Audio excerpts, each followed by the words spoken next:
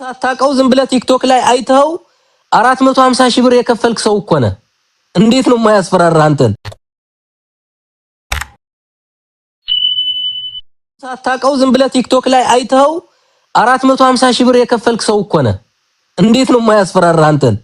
ኦፍ ኮርስ ምንም አታውቅም አንተ ስለ ህግ ስለምንም ነገር ምንም የምታውቀው ነገር ስለሌለ ከዛም በላይ ሊያስፈራራ ይችላል። ገባህ አይደለ? እዚህ ሀገር ደግሞ በምንም አይነት መንገድ ጸብ አይቻልም። እዚህ ሀገር ከሰው ጋር መተናነቅ ተናንቀ ገንዘቤን ላስመልስ አትልም። ከሰው የሰውን ልጅ ጫፉን መንካት አትችልም። ገብቶሃል? የራስህ ላይ ከባድ ጣጣ ነው የምታመጣው። እንደው ከባድ እኮ ነው። አትግባበት እንጂ አይደርስብህ ነው እንጂ እዚህ ሀገር ከባድ ነው። ይሄ እንዳይደርስ ነው ግን በቃ ዋስትናችሁ ምንድነው? ፕሊስ እባካችሁ አዳምጡ የሚባለው ለዚህ ነው። አሁን እዚህ ሀገር ከመጣ በኋላ ብዙ ሰው ወድቆ ኧረ ብሬክስ እንደዚህ እየሆንኩ ነው እባክህን እከሌ የሚባል ደላላ በቃ ጨዋ የሚጫወቱት እንዳለ ቲክቶክ ላይ የምታየው ደላላ በሙሉ እንደዚህ አርግ የማትጠብቃቸው ሰዎች በራሱ 450 ሺህ ብር በላኝ 500 ሺህ ብር በላኝ። ይሄው ድምጹ እያንዳንዱ ደላላ ድምጽ ባይዘው ይላካል። የእያንዳንዱ ደላላ ማለት ነው። በጣም ብዙ ዶክመንት አለ። በጣም ብዙ ፋውልም ይሰራል። አንተ እኔ በጣም ይገርመኛል። እኛ ስንት ውጣ ውረድ ወጥተን ላበታችን አንጠፍጥፈን እንሰራለን። ሌላው ግን 5 ወር መጥቶ ምናምን ነገር ሐቢቢ ሚሊዮነር ነው የሚሆነው። ገባ አይደለ? እንዴት እያለ እንደዚህ ምንም የማያውቁ ልጆችን እያመጣ እዚህ እየሰበሰበ ከአንድ ሰው 450 ሺህ እየተቀበለ በገንዘቡ ብዙ ነገር ይሰራል። ገብቷል አይደለ? ገንዘብ ካለው ብዙ ነገር ያደርጋል። ምክንያቱም ገንዘብ የማያደርገው ነገር የለም። ከእንዳንተ አይነት ምስኪን ወንድም 450 ሺህ 500 ሺህ ይቀበልና ኪሱን ያደልባል። በገንዘቡ ግን ብዙ ነገር ያደርጋል። ግን ምን ዋጋ አለው? በቃ ሰው የማይሰማ ከሆነ ምን ልታደርገው ትችላለህ? ምንም ልታደርገው አትችልም። ጥንቃቄ ከመስጠት ውጭ ይሄ ግንዛቤ ከመስጠት ውጭ ከመጮህ ውጭ ጥንቃቄ አድርጉ ከማለት ውጭ ሌላ ምንም ነገር አሁን ከኢትዮጵያ መጥተህ አንተ እዚህ ሀገር ገንዘብህን ብትበላ ምንም ላደርግ አልችልም። ገብቶሃል? በመሰረቱ ለምን ባንተው ጉዳይ እኔ ሰጣ ገባ ውስጥ ራሱ ገባለሁ ነኝ። ገባ? ምክንያቱም እኔ ትናንት የለቀቁትን ቪዲዮ እያየህ አይኔ እያየህ መጥተህ 450 ሺህ ብር ካስረከብክ ያንተ ችግር ነው። የደላላውም ችግር አይደለም፣ የማንም ሰው ችግርም አይደለም። ያንተ የራስ ችግር ነው የሚሆነው። ገባ? አሁን ምንድነው ትልቁ ፖይንት እዚህ ጋር ምንድነው? አንድ ሰው ቲክቶክ ላይ ቁጭ ብሎ ወይም ኤርፖርት ላይ ሄዶ ወንዶች ተቀበልኩ ብሎ ቪዲዮ ስለሰራ አሰልፎ ቪዲዮ ስለሰራ አይደለም ማመን ያለብህ። አንተ ማመን ያለብህ በጭንቅላት ማሰብ ያለብህ ነገር ምንድነው? ይሄ ሰው ነገ ጠዋት ዱባይ ከገባው በኋላ ስራ ባያስቀጥረኝ ቪዛም ባያሰራልኝ ገንዘቤ ቢከዳኝ ገንዘቤን በምን መንገድ ማስመለስ እችላለሁ የሚለው ላይ ነው ማሰብ ያለብህ። ትክክል። خلاص ሌላ ምንም እንትን የለውም። መፍትሄው ይሄ ነው። ከዛ በኋላ ኢንኬዝ ነገሮች ሁሉም ነገር አልጋ ባልጋ ከሆነልህ ኦኬ መልካም። አልጋ ባልጋ ካልሆነልህ ግን አሁን እንደምንለው እዚህ ሀገር ላይ መጥተህ ገንዘብ ልክ እንዳንተ አሁን እዚህ ሀገር ኤርፖርት ውስጥ እንደገባ እንደተከነሰልከው ሁሉ ገንዘብ ብትከዳ ግን ማስመለስ የምትችልበት ነገር መኖር አለበት። ገባ? ይሄንን ነው መሆን ያለበት። እኛ ደግሞ ግንዛቤ ነው መስጠት የምንችለው። ለማንኛውም ግን ከኢትዮጵያ የሚመጣ ሰው ማለት ነው እንደኔ የኦንላይን ላይ አይቶ እንዳይመጣ እባካችሁ ጥንቃቄ ብቻ አድርጉልኝ። ምክንያቱም እንደኔ ነው የምትደረጉት ሁላችሁም ማለት ነው እዚህ ጋር የምትሰሙት እንደኔ ምንም ዋስትና ባይዞ ዋስትና ሳይኖርኝ ነው በዝም ብዬ በቲክቶክ ተማምኜ የመጣሁት እኔ ማለት ነው። ዋስትና ቢኖራችሁ ችግር የለም፣ ዋስትናውን ነው የምትይዙት። እኔ ማንን ልያዝ? እሺ ያው ግራ ገብቶኝ ነው የተቀመጥኩት። ማንን ልያዝ እዚህ? እሺ ግዴታ ዋስትና መኖር አለበት። በቃ የምር ደግሞ ሶሻል ሚዲያ ላይ ኦንላይን ላይ እንደኔ አይታችሁ እንዳትመጡ እባካችሁ ልለምናችሁ። እኔ ምንም የሚለው ነገር የለም። ብር የሚበላ በቃ ፈጣሪ ያቅልኛል የምር። በነገራችን ላይ ምንም ማድረግ እንደማትችሉ ስለሚያውቁ ነው ባይዘው ወይ እንደዚህ የሚበሏችሁ ራሱ ያውቋቸዋል። ላይክ አሁን አንተ በቃ በደንብ ያውቃል። ገና ስታወራው ጀምሮ በደንብ አድርጎ አንተን መብላት አለበት ወይስ መብላት የሌለበት የሚለው ነገር ያውቃል። መብላት የሌለባቸውና መብላት ያለባቸውና የሌለባቸው ሰው ራሱ ለይተው ያውቃል። በነገራችን ላይ ሜዳ ላይ ማንን አውጥቶ መጣል እንዳለባቸውና እንደሌለባቸው አንዳንዱ በጣም ጠንካራ የሆነ ሰው እንደው ልክ እንዳንተ ቢከዳ እንኳን ራሱ ዋጋ የሚያስከፍላቸው ሰው አለ። ገብቷል? በባሌም በቦሌም ብሎ አንቆ ዋጋ ያስከፍለዋል። ይፈራል፣ ይሰጋል። ወዶ ሳይወድ ቪዛውን ያሰራል። ምንም ሊያደርግ አይችልም። ቪዛውን ነው ሊያሰራለት የሚችለው። አንዳንዱ ደግሞ ምንም አያመጣም ብሎ ስለሚያስብ ዝም ብሎ ይጫወትበታል። ገባ? በጣም ከባድ ነው። እዚህ ሀገር በጣም ከባድ ነው። ጥንቃቄ ማድረግ መልካም ነው። ምንድነው ይሄ ታሞ ከመማቀቅ አስቀድሞ መጠንቀቅ የሚባል ነገር አለ። እንግዲህ ራሳችሁ ባመጣችሁት ርዕስ ዛሬ ይሄን ያክል ተወያየን። ብሬክስ ወይ ሰላ ብቸኛው ለሮባም እንዲህ ለአንተ መልእክት እንዲሆነ ብቸኛው በዚህ በደላላ የሚመጣው ኢትዮጵያ እንደሆነ ማወቅ አለብህ። እሺ ብቸኛው ዜጋ የሚመጡ አሉ፣ ግን ብቸኛው ግን ኮንስትራክሽን ለመግባት ብሎ 8000 ድርሃም የሚከፍል ኢትዮጵያዊ ነው። ይሄም ማለት ነው አንተ ያረከው ነገር አቋራጭ ሊመስል ይችላል፣ ወይ ደግሞ ትክክለኛ አማራጭ ሊመስል ይችላል፣ ግን አንተ ያረከው ነገር ለራስም እንደ ወንጀል ነው እዚህ ሀገር የሚታየው።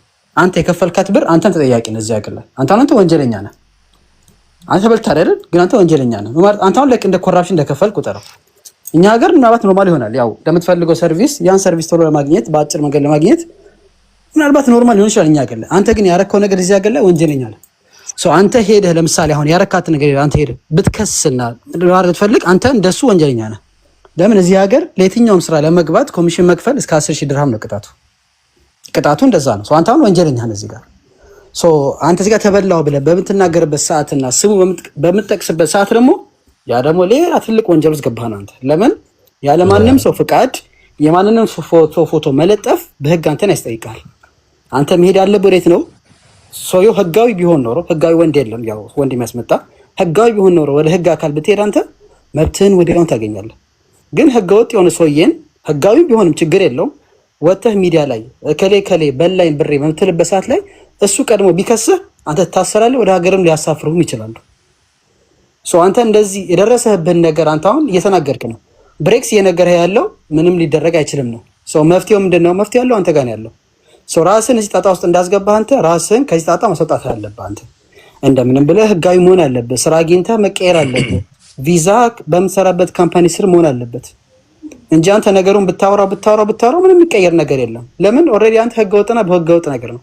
ህጋዊ ቢሆን ቢያንስ ብሬክስ ይነግርሃል። ኦኬ ህጋዊ ነው፣ እዚህ ፖሊስ ጋር ሄድ፣ እዚህ እንትን ጋር ሄድ፣ ተስሂል አምር ሴንተር እንደዚህ ተብለ ይጠቀስላል። ግን በህገወጥ መንገድ ወይ በደላላ የመጣ ሰው እኔ መጥቶ ደላላ በልቶኛል ቢለኝ ምንም ላደርግላችሁ። በቃ ኦልሬዲ አንተ ህገወጥ ስራ ሰርታላ። አንተ ይሄን አቋራጭ ባትጠቀምና ያን ያወጣውን ብር ሌላ ነገር ላይ ኢንቨስት ብታደርገው ኖሮ ምን ያህል ነገር ታተርፍ ነበር። ለምን አንተ ስታስበው አንተ አሁን ስንት ብር ነው ያወጣው በዚህ ለምጣት? አሁን 400,000 ብር ነው የከፈልከው። ልክ ነህ? 480 አንተ አሁን ያን ብር እንዴት ነው ያገኘው? አንተ 480 ነው ሰርታ አይደል? ያን ብር ከሰው ምናምን ኧረ የምን ሰርቼ የት አረብ ሀገር ለፍታ ያመጣችው ብር ነው። እና በጣም በቃ የሚዘገንን ነገር ነው። ብቻ ለማውራት ይሄን ብር ተበደለ ነው። እሺ ማንኛውም ሹፍ ያረከው ነገር ከኤ እስከ ዜድ ነገር ሰት በስተት ነው። እኔ ማንንም ሰው በደላላ ይመጣ ሰው ደግፌ ማላቀም እኔም ደስም አይለኝም። ኤርፖርት ሄደው የሚቀበሉት ይሁን ነገር ሂውማን ትራፊኪንግ ነው። ትልቅ ወንጀል ነው። ለምን ዝም ተባለ? መንግስት የለም ወይ ነው? መንግስት አለ። ችግሩ ምንድነው? በደላላ የሚበላ ሰው ቀጥታ ወደ ህግ አካል ከመሄድ ወይ ደግሞ ያን ሰው የህግ ስሙን ከመስጠት ወደ ህግ ወደ ሚዲያ ነው የሚወጣው። እንደዚህ ሀገር አንተ ዝም ካልክ ኦፍ ኮርስ የዚህ ሀገር መንግስት ዝም ነው የሚለው። ለምን እኔ ስበላ ስጭበረበር ስመታ ዝም ካልኩኝ መንግስት ምን አገባው ነው መጥቶ ለኔ ቮለንቲር ሆኖ ያን ሰውዬ ወንጀለኛ የሚይዝልኝ? እኛ ራሳችን በራሳችን ነው እንደዚህ አይነት ሰዎች እንዲስፋፉ እያደረግን ያለው። ተጨማሪ ደግሞ ይሄ ነገር እንዲስፋፋ እያደረገ ለማን ነው ደግሞ የዛሬ 2 ወር ይመጣና ሱብሃንአላህ አላቅም እንዴት እንደሆነ ላይቭ ከፍትና ስለ ዱባይ ቪዛ ስለ ዱባይ ምናምን ብሎ ይናገራል። ደግሞ ትናንትና እኮ ሲያለቅስ ነበርኩ። ትናንትና እኮ ተበልቻለሁ ብሎ ሲያለቅስ ነበር። ዛሬ ደግሞ በአጋጣሚ ሚሊዮኔር ይሆንላል።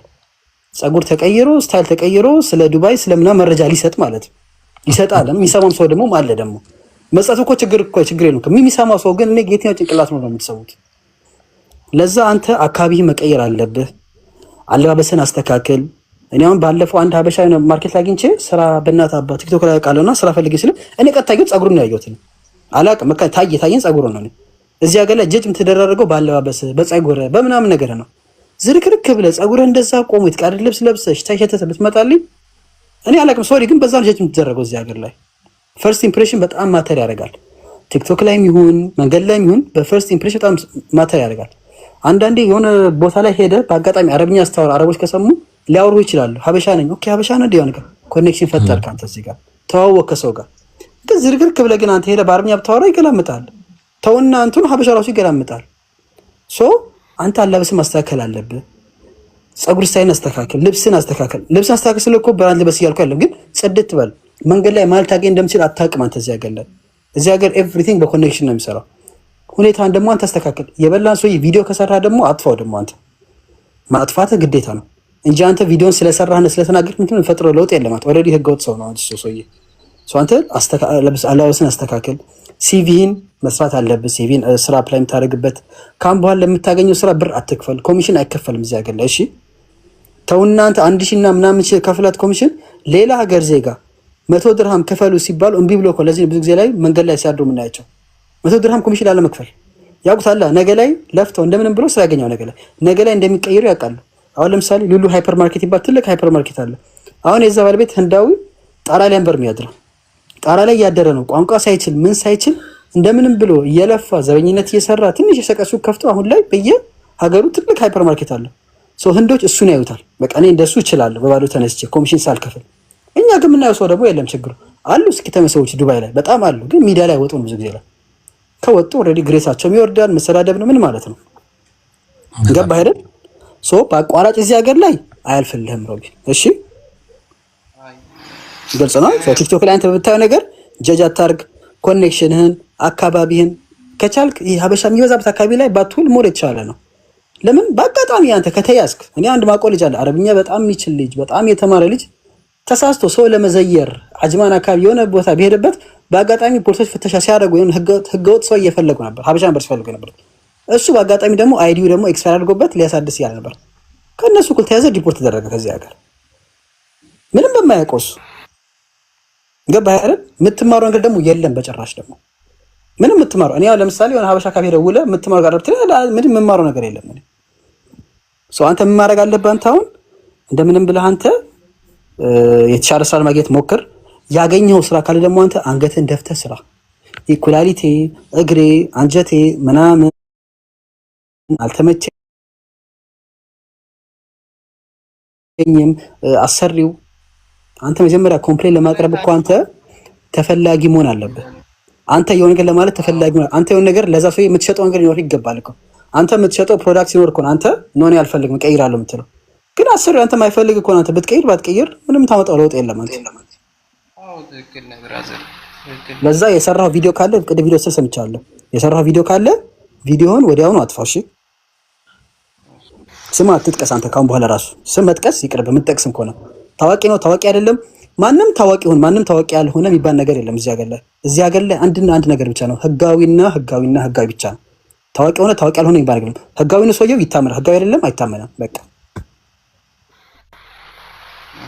እይታ አይሸወድ እሺ። ኤርፖርት ሄደው የሚቀበሉት ነገር ሁሉ ነገር የሆነ ነገር ውሸት ነው። እሺ ኤርፖርት ተቀበለ። እስኪ ንገረኝ ከዛ መካከል አንድ ወጥተው ሰክሰስፉል የሆነ ቢዝነስ የከፈተ ወይ ደግሞ የተቀየረ ሰው አንድ ሰው ጥቀስልኝ። አይመጣም መጨረሻ። እሺ